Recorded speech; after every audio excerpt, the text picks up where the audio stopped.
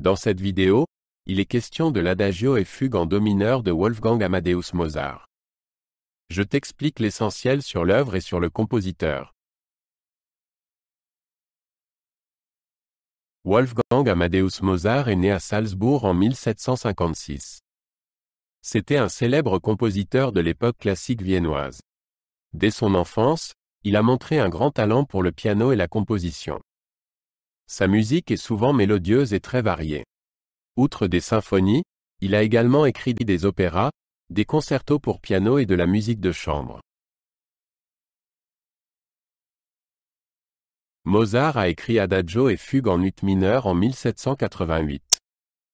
Au début, il n'a composé que la fugue, qui devait être une œuvre à part entière. Plus tard, il y a ajouté l'Adagio comme introduction.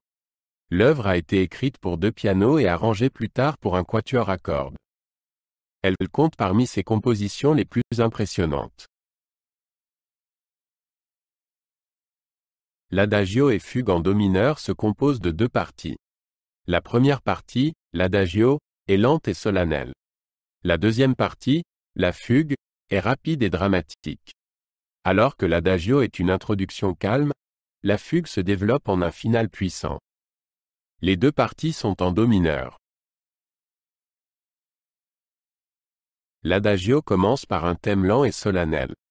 La musique donne une impression de gravité et de réflexion. L'orchestre joue le thème dans un rythme régulier.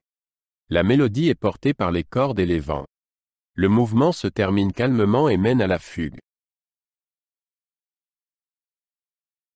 La fugue commence par un thème marquant, joué par les cordes. Ensuite, les autres instruments interviennent les uns après les autres. Le thème est repris et varié à plusieurs reprises. La musique devient de plus en plus dramatique et vivante. La fugue se termine par une conclusion puissante. Dans l'Adagio et fugue en ut mineur, les cordes jouent un rôle central. Elles portent les mélodies principales dans les deux parties. Dans l'Adagio, elles jouent le thème calme et solennel. Dans la fugue, elles introduisent le thème dans l'ordre. Les cordes assurent la dynamique et la variété.